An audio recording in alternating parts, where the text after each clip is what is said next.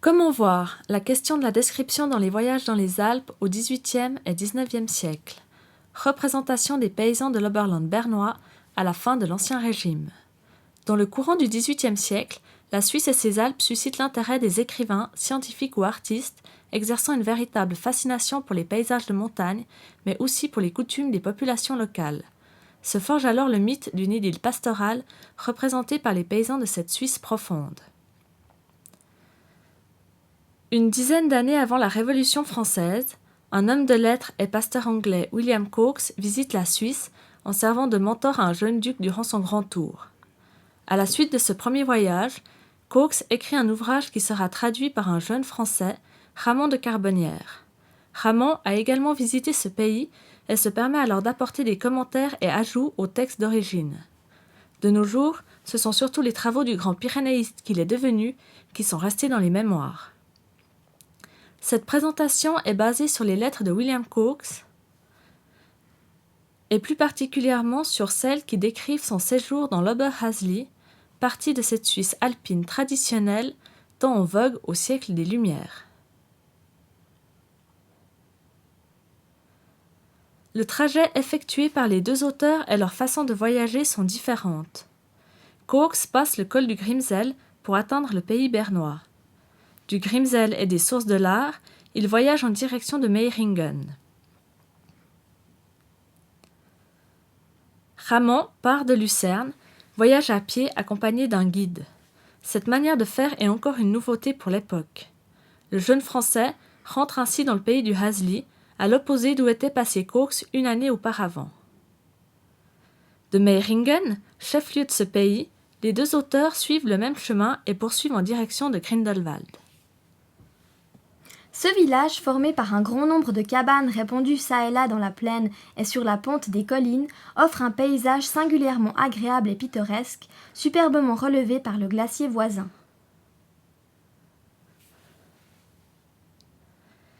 Ils rejoignent ensuite la vallée du Lauterbrunnen, où se trouve la fameuse chute du Staubach décrite par Haller dans son poème Les Alpes.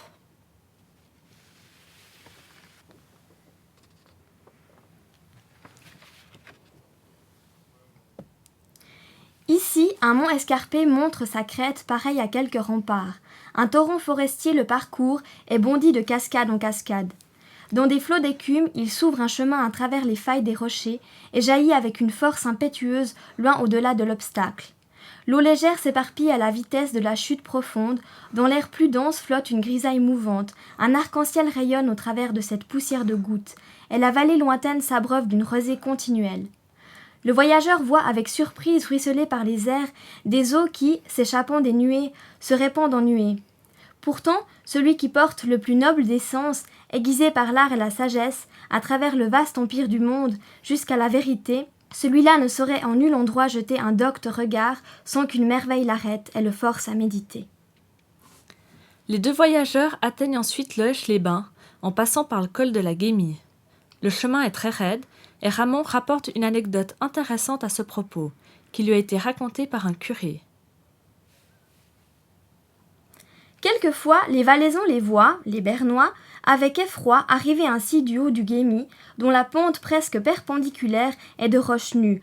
Lorsqu'on voyait un homme descendre ainsi, on pouvait être sûr que c'était un protestant.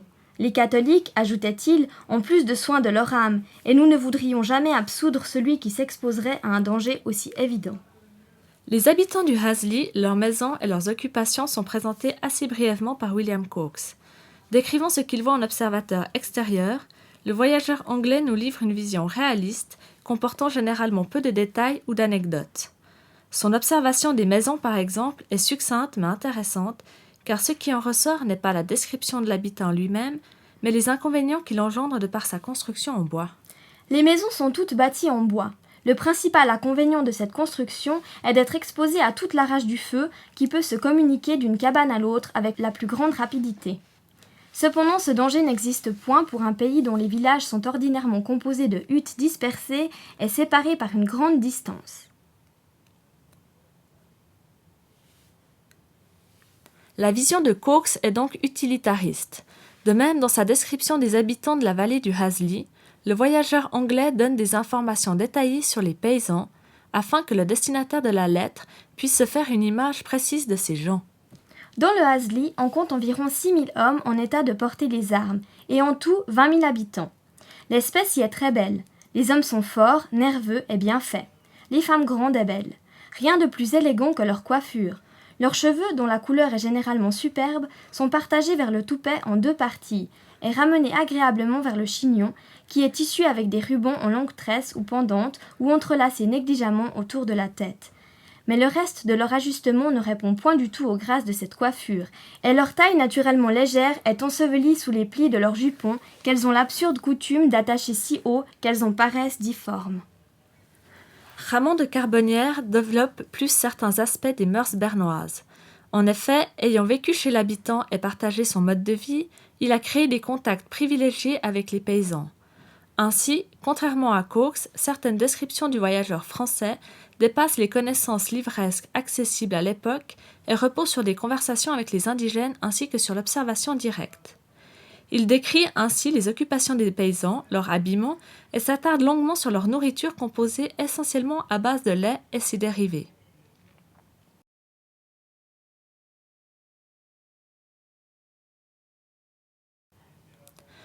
En outre, Ramon, en accord avec les idées de Rousseau, prône un idéal de vie simple et critique les effets produits par le tourisme et le commerce chez ce bon peuple.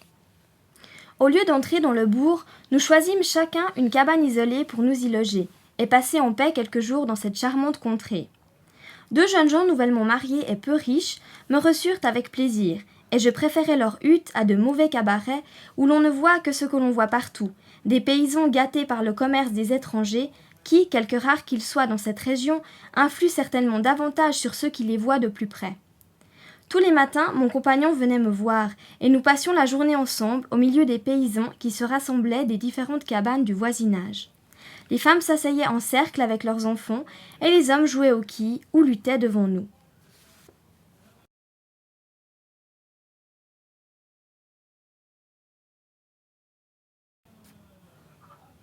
L'hospitalité des habitants des montagnes est un thème qui a souvent été mentionné chez les voyageurs et que l'on retrouve dans les gravures comme ici celle de Freudenberger.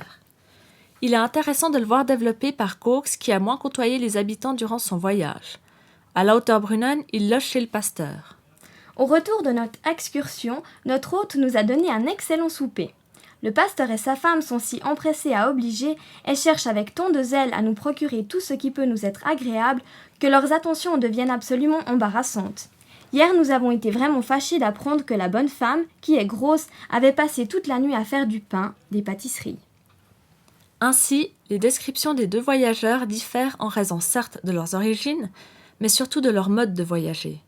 L'historien anglais des Lumières donne un descriptif rationnel du Oberhasli. Ses lettres ressemblent à un guide de voyage savant, alors que Ramon de Carbonnières, s'inscrivant déjà dans le mouvement du romantisme, complète la vision du premier par des anecdotes et des descriptions plus élaborées, dans lesquelles la vision rousseauiste d'un idéal de vie simple, d'une critique des formes sociales, urbaines et policées et d'une passion pour la nature sont visibles.